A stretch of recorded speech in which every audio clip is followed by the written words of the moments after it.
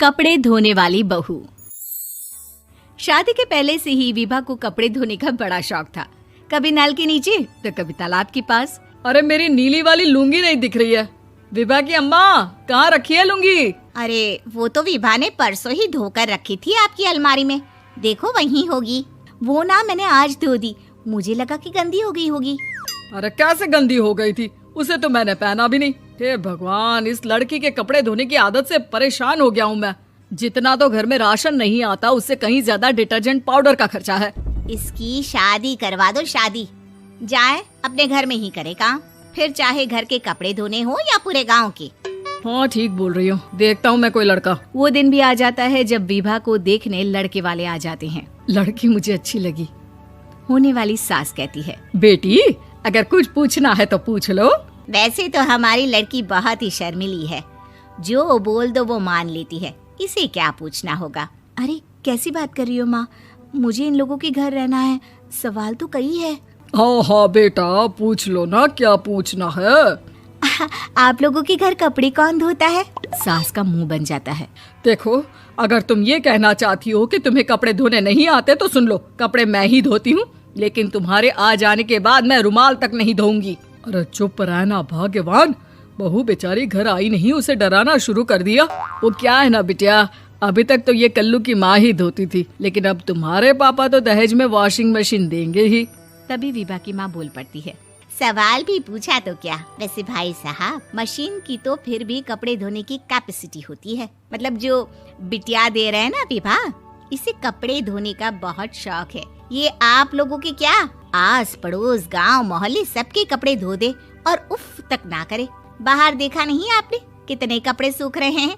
सब हमारी बिटिया ने ही तो धोए हैं। बस भी करो ना माँ, शर्म आ रही इतनी तारीफ सुनकर। और तो और एक दाग निकाल कर दिखाओ तो मान जाओ। हाँ अच्छा, माफ करना बेटा, मैंने गलत समझा। हमें तो रिश्ता बहुत पसंद है। और ऐसे जुड़ जाता है रिश्ता कपड़े धोने का शौक रखने वाली विभा का। उसकी शादी हो जाती है कोयला फैक्ट्री में काम करने वाले कल्लू के साथ। शादी के बाद अचानक विभा चिल्लाती हुई सास के पास आती है। सासू माँ, अरे सासू माँ कहाँ है आप? ये तो धोखा है, धोखा दिया आप लोगों ने मुझे। इसे ससुर के चक्कर के बारे में पता चल गया। अरे तो उसमें तुझे क्यों धोखा मिला है? अरे नल में पानी नहीं आता, कपड़े कैसे कब धुलेंगे?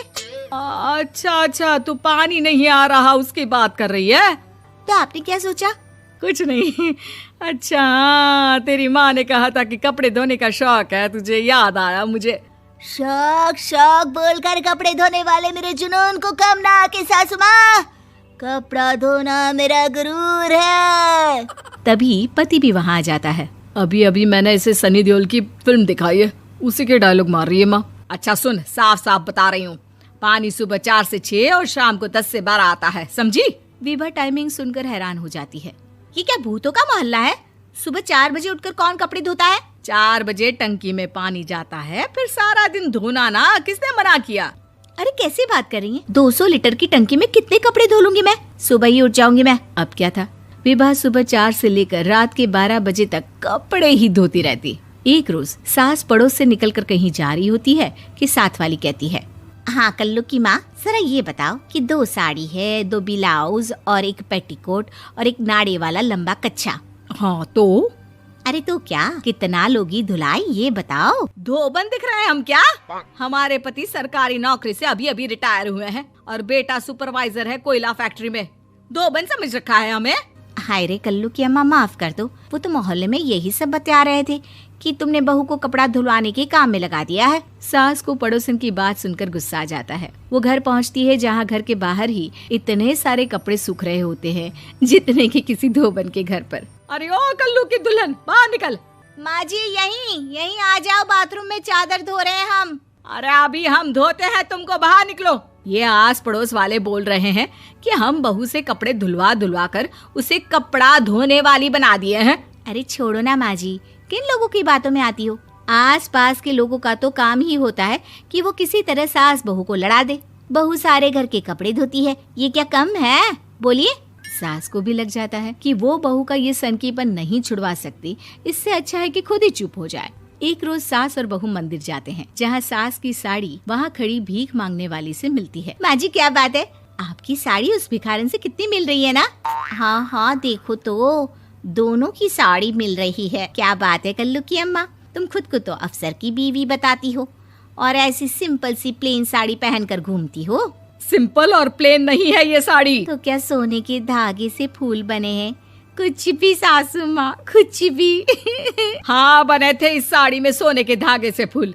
मेरे पति लेकर आए थे मद्रास से स्पेशली मेरे लिए 10,000 की। ताहे भाई साहब इस भिखारन के लिए भी सेम टू सेम साड़ी लेकर आए होंगे 10,000 की।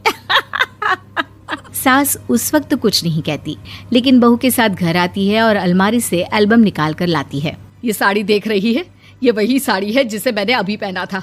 इस साड़ी में ये जो चमकदार फूल दिख रहे हैं ना, ये सोने के धागों से काढ़े गए हैं। लेकिन तू लोकल वॉशिंग मशीन ब्रश से घिस घिस कर सारे फूलों को निकाल कर साड़ी प्लेन कर दी। मुझे माफ कर दीजिए सासू माँ। और तो और, जब मैंने तुझे तेरी गलती के लिए कुछ नहीं कहा, लेकिन तूने तो सबके सामने मेरा मजाक ही बना दिया। क्यों? बहू को समझ में आ जाता है कि अब से उसका कपड़े धोना बंद।